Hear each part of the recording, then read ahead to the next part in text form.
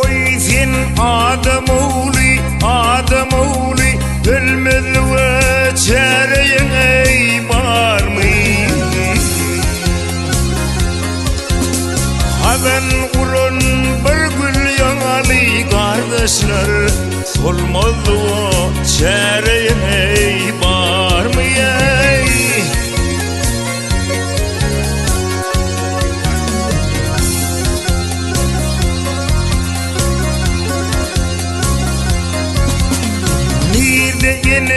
Nirde atı hak yolunu gitmeyin ey hata. Bahay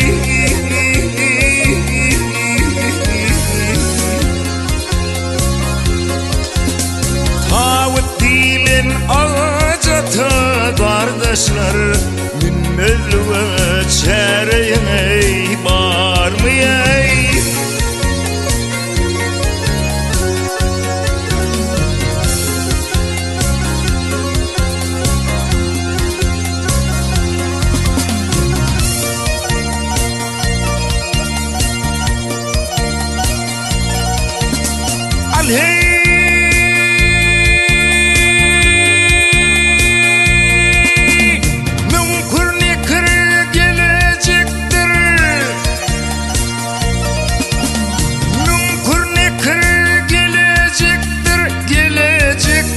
Rabbin kim deyip soracaktır.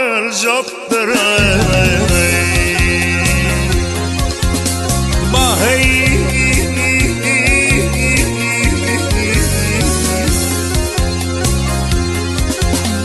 Müslüman cevap verecektir doğanlar vermez ve çare ey var mı ey?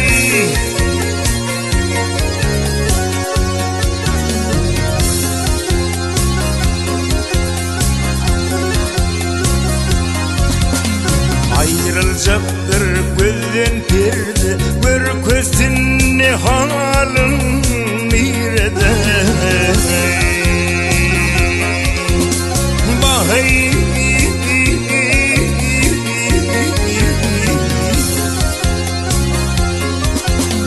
Cay kalırlar kara yerde ağlar yatmazlığına çare ey var mı ey?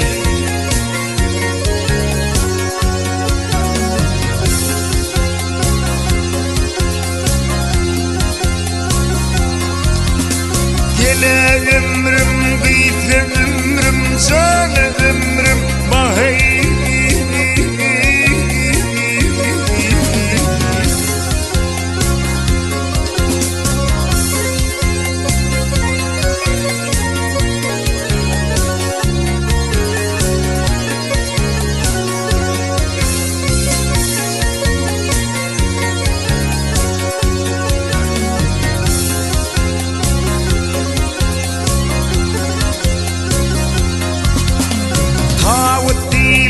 ağacatı kardeşlerim